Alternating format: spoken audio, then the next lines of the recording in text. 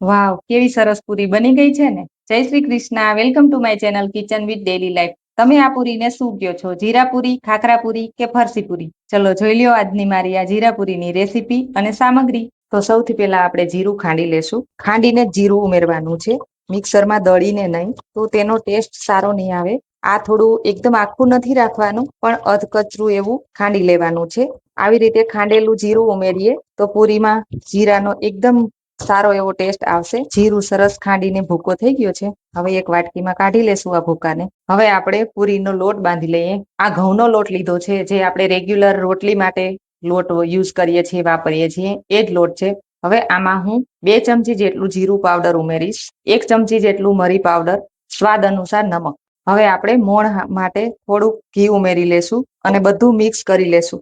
આવી જ રીતે બધું હાથથી મિક્સ કરી લેવાનું છે. પછી પાણી ઉમેરીને લોટ બાંધવાનો છે. હવે આપણે થોડું થોડું પાણી ઉમેરીને લોટ બાંધી લેશું. લોટ આપણે રોટલીનો રેગ્યુલર જે લોટ રાખીએ છીએ બાંધીને, એવો સોફ્ટ રાખવાનો છે. એકદમ કડક નથી બાંધવાનો અને વધારે પડતો સોફ્ટ ઢીલો પણ નથી રાખવાનો. તો પણ આપણે રોટલી જે પૂરી વણતી વખતે ચોટી શકે તે પાટલામાં, એટલે આપણે એ પ્રમાણે લોટનું સોફ્ટનેસ રાખવાની છે. સરસ બધું મિક્સ થઈ ગયો છે. હવે આપણે બહુ જ આ લોટને સરસ એવો મસળી લેવાનો છે. હવે આપણે નાના નાના લુવા તૈયાર કરી લઈએ. જે પૂરી વણવા માટે બધા લુવા તૈયાર કરી લીધા છે. હવે આપણે આ લુવાની સરસ એવી આછી આછી પતલી પતલી પૂરી વણી લેશું. પૂરી વણવામાં આપણે જો આ પાટલામાં ચોટે આ લોટ, તો થોડો કોરો લોટ, ઘઉંનો જ લોટ લગાવીને વણવાની છે. અને જો જરૂર ના પડે તો આપણે તે એમને એમ પણ વણી શકીએ. પણ અહીંયા હું થોડો કોરો લોટ આવી જ રીતે લગાવીને પૂરી વણું છું. એકદમ આછી આછી વણવાની છે, સાવ પતલી એમ. એટલે તો ખાખરા પૂરી કહેવામાં આવે. બસ આવી જ રીતે પતલી પતલી એકદમ આછી કાગળ જેવી પૂરી વણી લેવાની છે. જેમ આછી હશે, એકદમ અમે આછી બોલીએ, પતલી હશે એમ સરસ એકદમ ક્રિસ્પી થશે, ખાવાની મજા આવશે.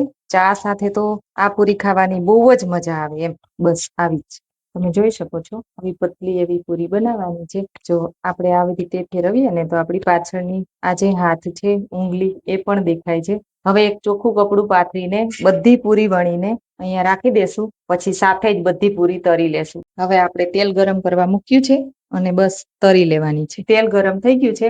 હવે આપણે તેલમાં આ પૂરી તળી લેશું. બંને બાજુ આવી રીતે ફેરવીને તળી લેવાની છે. આ પ્રોસેસ છે જીરા પૂરીની. હું તો આવી રીતે બનાવું.